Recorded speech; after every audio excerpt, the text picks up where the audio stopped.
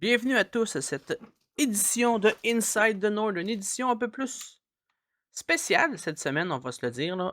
En fait, l'édition de cette semaine va porter sur une équipe en particulier. On va revenir là, sur faire le tour de la ligue au complet là, la prochaine épisode, mais cette semaine, là, je pense que c'était important, dans un sens, de faire cette édition-là parce que il faut en parler. On va parler des 3L directement. Avec un peu plus du tiers de la saison, on parle de 2 matchs de plus du tiers de la saison de jouer là. Faut en parler parce que, ça va pas. Ça va vraiment pas bien là, du côté des 3L là, en ce moment là. On est égalité en dernière position avec 11 points, pour une équipe qui fait 2 finales de suite. Une équipe qui on parle d'une formation qui était pratiquement similaire à celle qui était en finale l'année passée. Hem, c'est des résultats qui sont décevants. C'est décevant, puis c'est pas normal. Puis il y a quelque chose qui se passe de ce côté-là. On va montrer un peu de statistiques là, pour parler de mon point, mais il y a quoi qui marche pas là.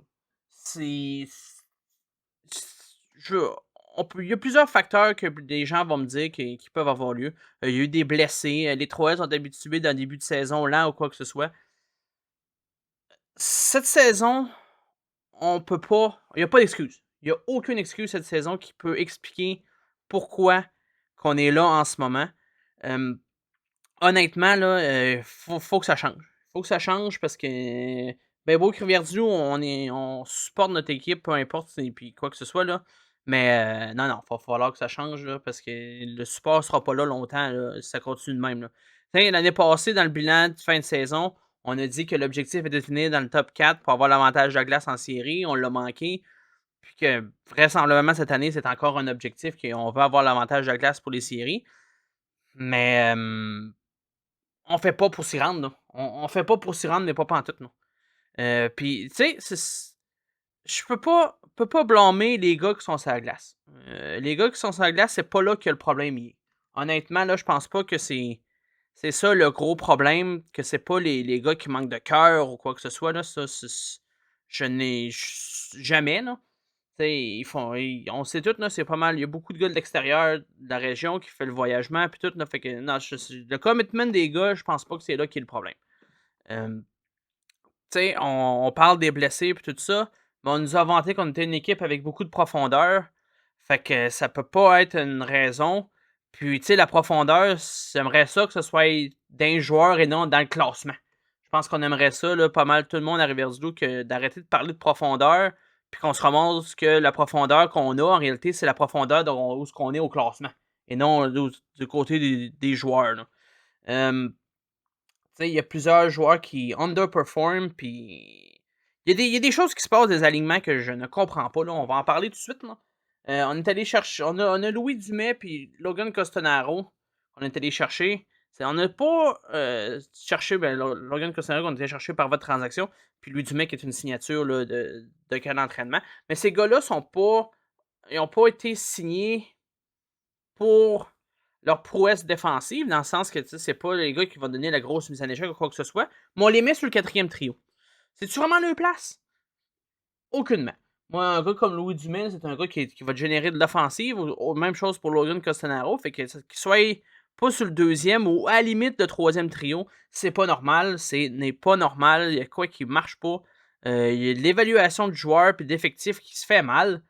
Puis honnêtement, ça fait juste pas de sens. Ça fait aucun sens qu'on soit à ce point-là. Après, là, ça fait 5 ans là, que Eric Haley et Fabien Dubé sont en poste. Fabien Dubé nous amène les éléments, ça, j'ai rien à dire contre ça. Mais il y a quelque chose là, du niveau du coaching qui est pas bon. Là, parce que après 5 ans, on est censé devenir une équipe qui se bataille pour être dans le top 4. Mais c'est pas le cas en ce moment.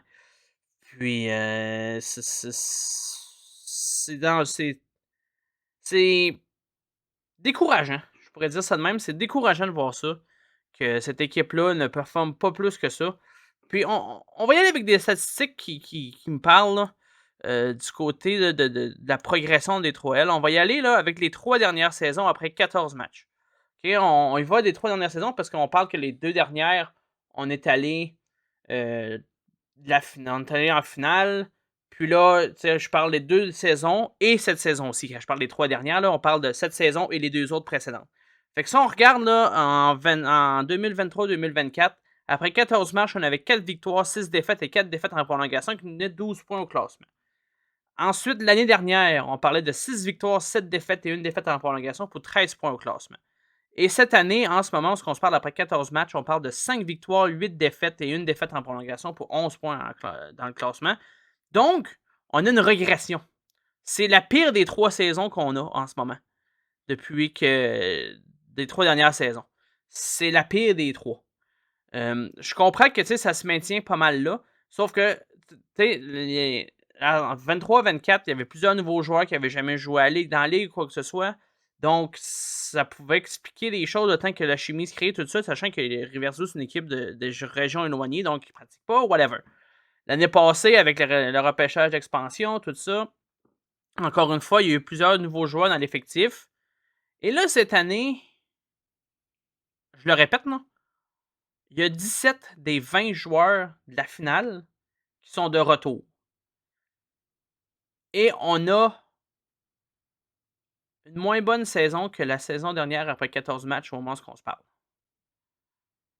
Ça peut pas être une histoire de chimie qui se crée pas, ça peut pas être ça. Parce que la chimie, ils l'ont fait l'année passée. La chimie s'est créée l'année passée. Donc, il y a de quoi qui marche pas. Puis, il y a un match qui a vraiment mis en lumière qu'est-ce qui marchait pas. Et c'est la défaite en prolongation. C'est la défaite en prolongation face au bataillon de Saint-Hyacinthe, qu'on menait 3-0. Puis qu'on l'a perdu en overtime. À 3-0, on a décidé que c'était. Le coaching a décidé que c'était l'idée, là. C'est de pas une fois que tu dépasses la ligne rouge, tu mets la puck dans le fond, puis tu joues ta joues à game défensive. Je sais pas si on a oublié le match là, à Laval, là, pas trop longtemps avant, là, qu'on s'est fait compter 10 buts. Là. Si les autres équipes de la Ligue ne vont pas se gêner pour nous en mettre 10, là, pourquoi nous autres on se gênerait?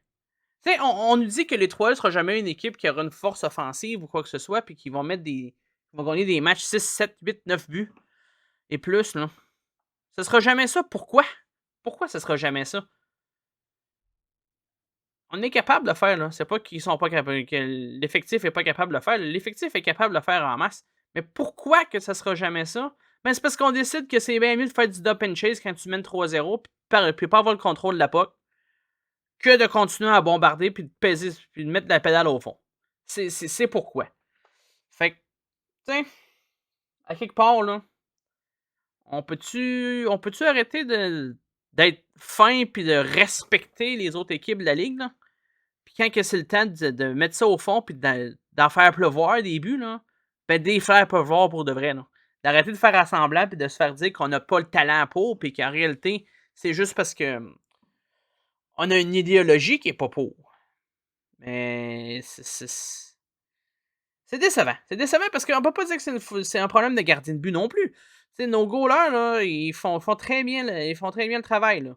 Ils ont des pourcentages d'efficacité quasiment au-dessus de 900. Là, c'est dans le 900 et plus. Donc, c'est pas un problème de gardien. C'est pas un problème de vouloir de commitment et de willingness des gars.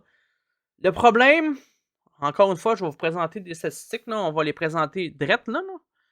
Le problème, là, il est là. Il est là le problème.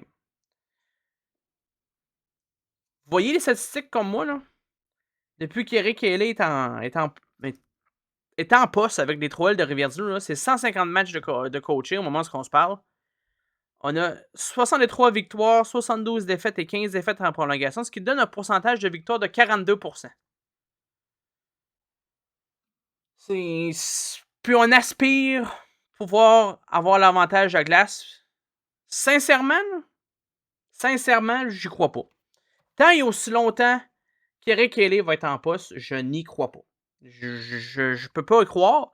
On peut nous vendre tout ce qu'on veut, mais je peux pas y croire. Puis tu sais, on revient encore une fois sur des je vais revenir sur le point des blessures, puis whatever. On a des joueurs sur notre liste, là. On a des joueurs sur notre liste. On va chercher des joueurs qui viendront pas. Et on va revenir sur le dossier là, de Danick Gauthier, qu'on nous a vendu qu'elle allait venir dynamiser notre avantage numérique, puis qu'elle allait nous aider offensivement. Il est où, Danick Gauthier? Il est où? Il ne viendra pas à Rivière-du-Loup. Je vous le dis tout de suite, non? Danick Gauthier ne se présentera pas à Rivière-du-Loup. Puis, ça peut être une question de voyagement, ça peut être une question de bien d'autres choses. Mais une chose est sûre, c'est qu'à Rivière-du-Loup, on a un problème de mettre des chiffres sur un chéquier. Jonquière n'a pas ce problème-là. D'avoir des joueurs un peu plus de l'extérieur puis qui viennent. Saint-Georges, c'est pareil. Thetford, c'est pareil. Name it, non? Si t'es pas prêt à avoir. Tu vas avoir une équipe compétitive, mais t'es pas prêt à sortir, à mettre des zéros sur ton chèque, hein, tu n'auras pas d'équipe compétitive. On va se dire la vraie chose, là, tu n'auras pas d'équipe compétitive si t'es pas capable. T'es capable de sortir les chèques, mais t'es pas capable de mettre des chiffres dessus. Si ton stylo manque d'encre pour mettre des chiffres dessus, ben ça, c'est pas un problème des partisans. Là. Fait que faut falloir que ça se règle. Ça. Faut falloir que ça se règle puis au plus vite. Là. Puis ça part aussi d'avoir un coach qui est capable de nous gagner des games puis nous gagner des games en saison. C'est pas le cas en ce moment. Là, vous allez me dire, OK, ça c'est avec les 3L. On s'entend qu'il y a eu 2 à 3 saisons qui. Il a fallu qu'ils constituent avec des effectifs qui étaient peut-être pas de calibre ou quoi que ce soit, puis au début. Fait que ça vient biaiser les chiffres un peu. OK. Je pourrais te dire OK si la statistique prochaine que je vous présente n'était pas vraie. Ça, c'est Eric Haley en carrière en tant qu'entraîneur-chef dans la Ligue nord-américaine de hockey. 179 matchs, 73 victoires, 88 défaites, 18 défaites en prolongation. Un pourcentage d'efficacité qui est plus bas. Donc un pourcentage de victoire de 40,8%.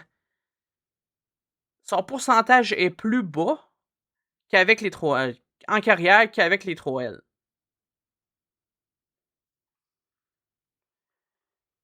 Qu'est-ce qui me dit au niveau statistique en ce moment que cet entraîneur-là est l'entraîneur de confiance. Cet entraîneur-là va être l'homme qui va nous amener à la coupe, puis qu'on le garde.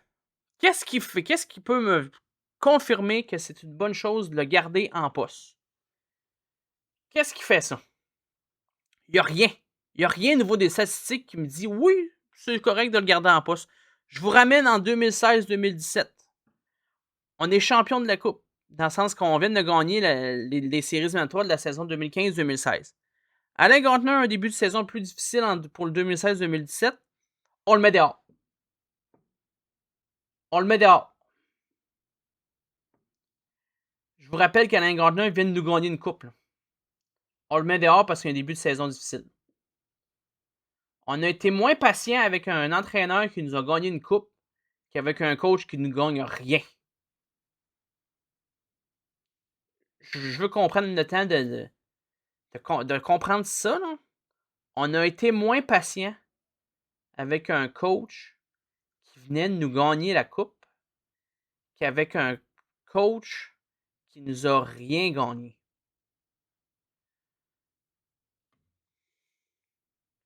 On attend quoi? Ça va se replacer? Ça fait 5 ans, là. Ça fait 5 saisons, là.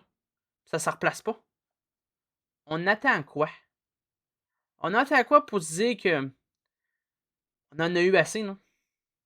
Qu'on a un échantillon assez grand pour dire que c'est peut-être pas l'homme.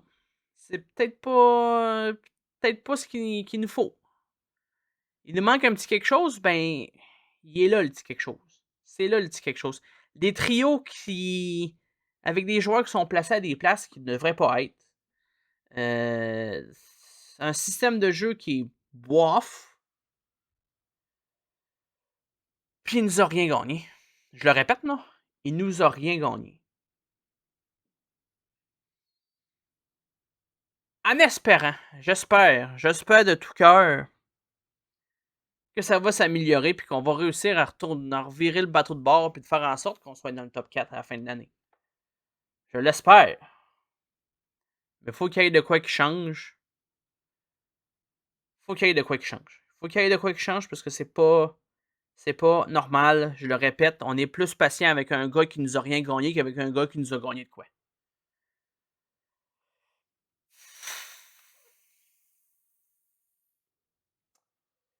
Je sais pas quoi dire. Je sais pas quoi dire, je sais pas qu'est-ce qu'il faut qu'il se fasse. C'est quelque chose, là, mais il va falloir qu'un jour que des Louis Dumais et des Logan Castanaro puis des gars offensifs soient sur le top 6, puis les gars qui sont un peu plus sur le 200 pieds soient dans le bottom 6. Et non dans le top 6. Parce qu'il y a des joueurs qui sont considérés comme des joueurs de 200 pieds qui sont dans le top 6. J'ai de la misère. J'ai ben de la misère à comment qu'on gère l'effectif qu'on a en avant de nous autres. Ben de la misère avec ça. C'est court. C'est peut-être court cette semaine, là, mais faut que ça se fasse. Il fallait que ça soit adressé, il fallait qu'on en parle, il fallait qu'on en jase. Encore une fois, c'est pas un problème de gardien. Nos gardiens sont dans un pourcentage d'efficacité d'au-dessus de 900 ou presque. Il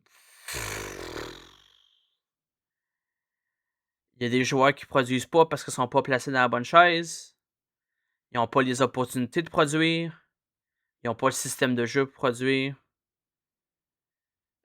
Les statistiques sont là pour montrer que le gars en arrière du banc qu'on a, c'est pas lui qui va nous amener à la coupe. C'est pas lui qui va nous amener des saisons victorieuses. C'est pas lui. C'est pas l'homme de la situation. C'est vraiment, mais vraiment pas l'homme de la situation, et je le répète. Puis on va finir ce court podcast-là. Je vais même pas l'appeler un podcast, là. C'est vraiment juste un. Ça va être un épisode parce que j'ai pas le choix, là. Mais ça va être vraiment plus un. C'est plus une vidéo de faut se parler, là. Faut en parler, là. Faut que ça se fasse, là. Mais. Je sais pas. Je sais pas quoi vous dire. J'aimerais ça pouvoir vous parler en long et en large, de faire une analyse complète, de pouvoir vous dire ah ben il y a ça va bien ou quoi que ce soit, mais je sais pas. Il y avait des attentes cette année. Il y avait des attentes. On s'entendait que avec le fait qu'on ramène 17 des 20 joueurs de la finale, que tu sais, on est rendu à la 5e année là, du duo Ailey Dubé. On voit que là, ça commence à s'installer. On s'entendait à plus. Et à très plus que ça. Ça va prendre quoi pour Fire LA? Je le répète, là. Hashtag Fire LA, c'est le titre de l'épisode, là. Mais ça va prendre quoi? Ça va prendre quoi? On affronte Laval à soir, là. L'enregistrement est fait là, vendredi 5 décembre, là, avant la game là, de cette semaine face à Laval. On affronte Laval, là. On est sur une série de 4 défaites consécutives. Ça va prendre quoi? Ça va prendre quoi pour qu'on débloque et qu'on fasse de quoi? Je sais pas ce que ça va prendre, mais moi, personnellement, je pense qu'il y a plusieurs partisans qui partagent mon opinion aussi. Là. L'expérience est là. Ça a fait de son temps. Hashtag Fire LA.